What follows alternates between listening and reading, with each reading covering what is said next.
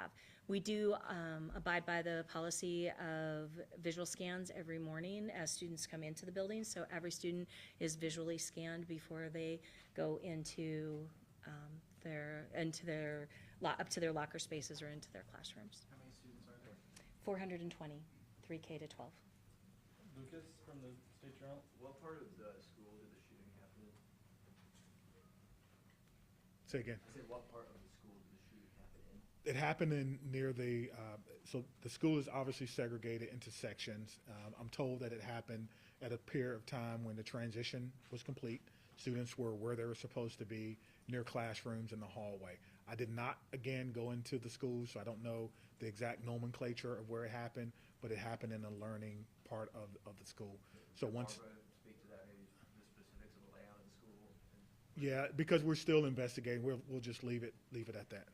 Thanks. All right, Sarah from WPR. You mentioned that the school has a partnership with the Office of School Safety with the Wisconsin Attorney General's office. Did police have access to blueprints of the school as a result of that partnership, and how did that, if so, inform the police response? Do you want to speak to it? We do have we had that all uploaded. I don't know what the police did, though. I can't speak to that. You want to? So, Okay. I can speak to the blueprints and the maps. We do have those uploaded as part of our reporting to the Department of Justice and the Office of School Safety. How they were used, I don't know. I do know that the police were going through and they were working with staff to secure the different areas, and that they did have maps. So whether those are the blueprint maps or what they were using, that I can't speak to, but I do know that they did have maps. Just to clarify, when you said visual scans, is that sort of like looking the student up and down, or is that going through a scanner device? It's a visual scan where we look at the student to see if there's anything unique or unusual in them. All right, Ken from WKPT. Sure. If I could get Barbara back real quick, I'm so sorry. I don't know if you've had a ton of conversations with parents or staff members today, but what is the prevailing thought or message that they wanted to impart to you in administration? Sure.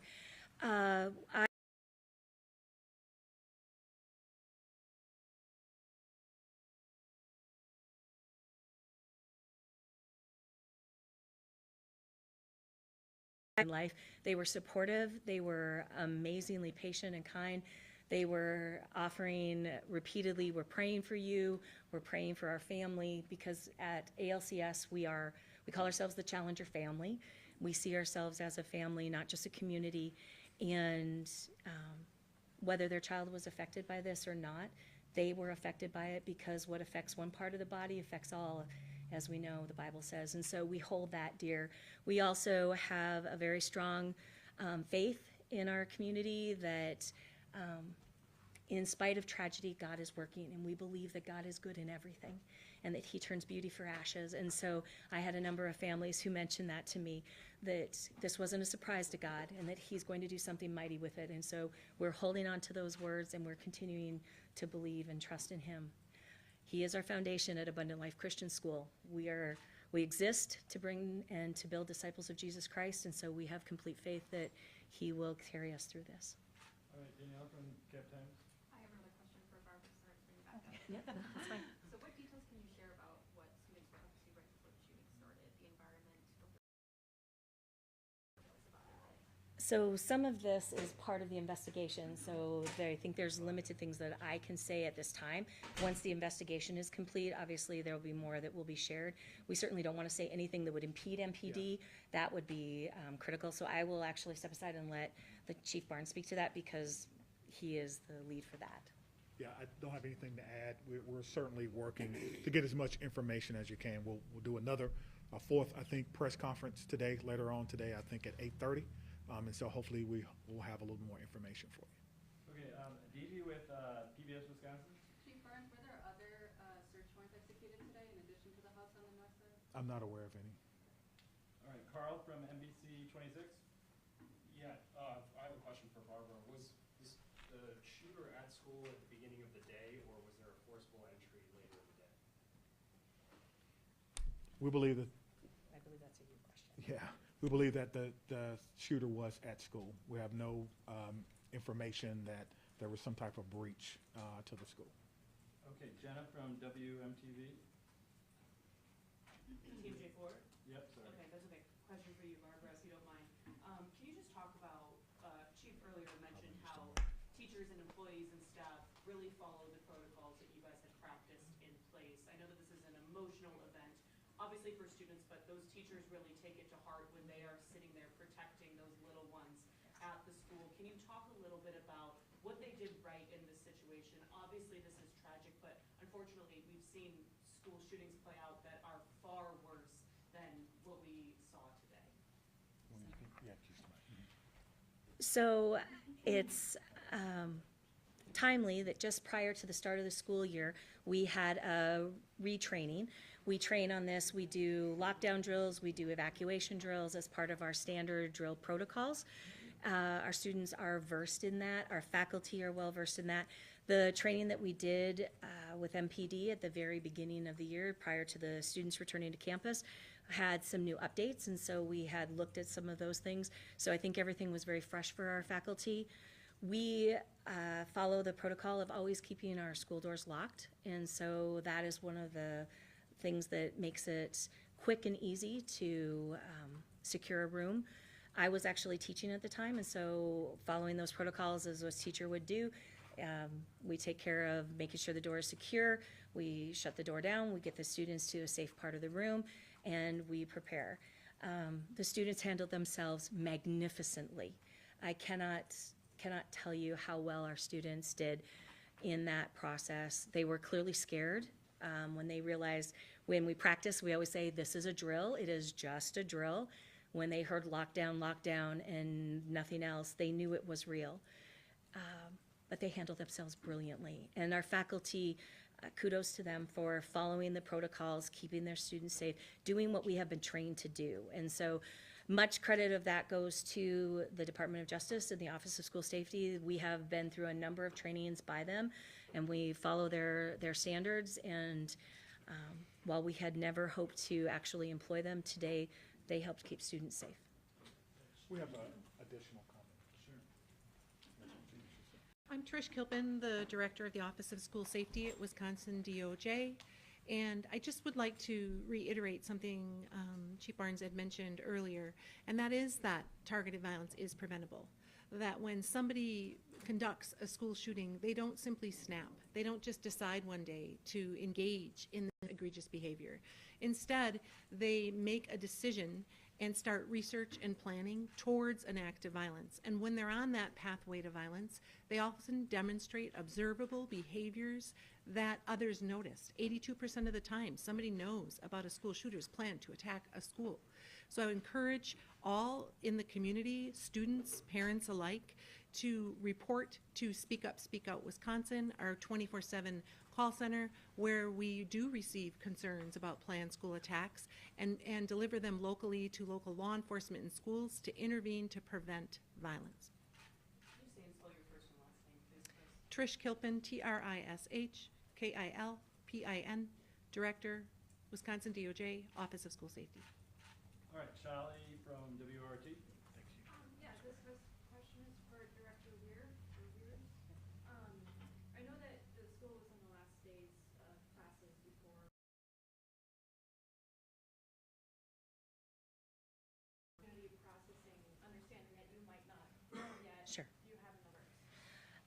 So at this time, the school is a crime scene, so the students nor staff can be on site. We want to make sure that we work in tandem with Madison Police and have them do everything that they need to do. So we will abide by their standards, and when they say we can be back in the building, we'll return back to the building.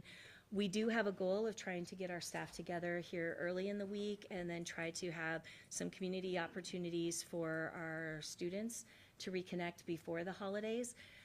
Whether we return to classes this week, because it was our last week, we were done on Friday, is still to be determined. I do know that there is talk of a public vigil down at the Capitol. We are so grateful that we have this amazing support from the community, and so we thank them for that. Our families will, I would guess, participate in that, and I'm sure that as we move forward, we will have more plans of what we will do specifically for them. Our focus today was the reunification of getting kids to their families. All right, we don't have too many more. Whitney from CNN.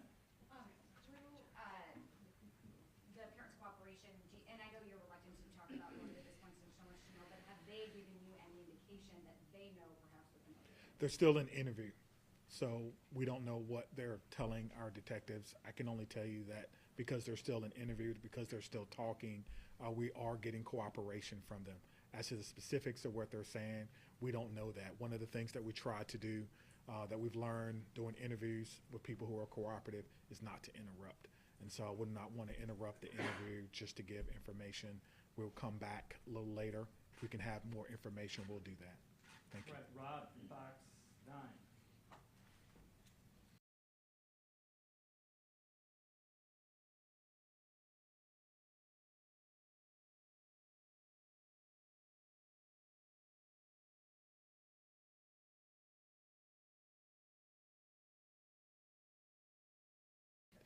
But I do believe the director stated that there were cameras inside the building, public space cameras.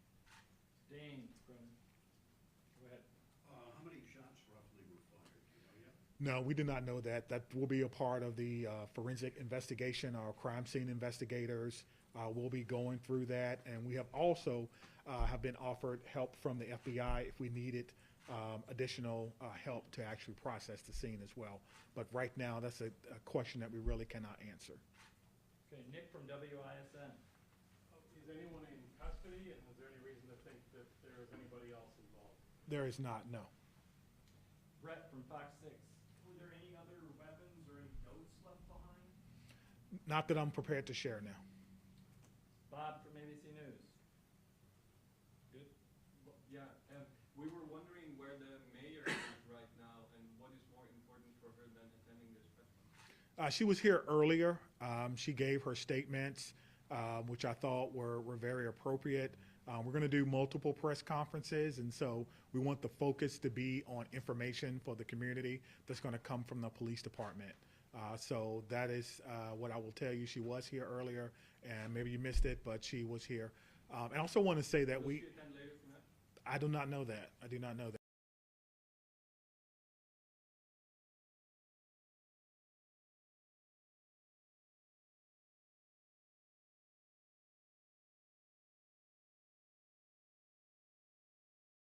Office.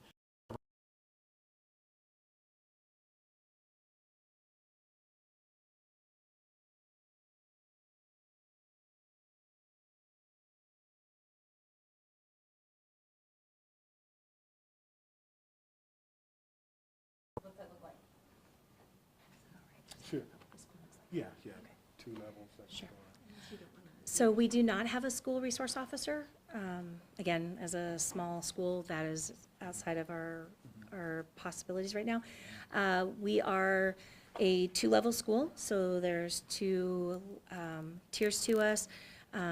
We are shaped as a giant L. We have a main entrance through that is secured during the school day. So anyone coming in after school hour, once school starts at 8:05, would need to buzz in and be let in. All right, I'll let Chief Barnes close this out, and then we'll be back at 8:30. So again, I want to thank everyone for being here, Chief, everyone for all the support. This has been really a day of collaboration, a day of preparation, a day in the making that we hoped would not happen. Again, as someone who was a former public school teacher, teaching history for 4 years in a public high school, as someone who's a father, this is a tough day for me. It's a tough day for our community. It's a tough day for everyone. It's a sad day. It's a day that will be certainly etched in the collective memories of everyone in Madison, and just another example of what can happen in our country. We have to do better. We have to collaborate with each other. We have to understand the warning signs, and we have to use our resources when we see things that may be going wrong or someone who may be going off.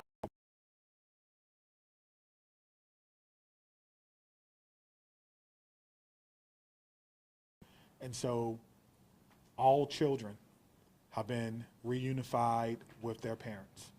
And these children are now the latest group of survivors of a school shooting, this time, unfortunately, in Madison, Wisconsin. We will try to come back around 8:30 with additional information for our fourth press conference of the day. Thank you for being here.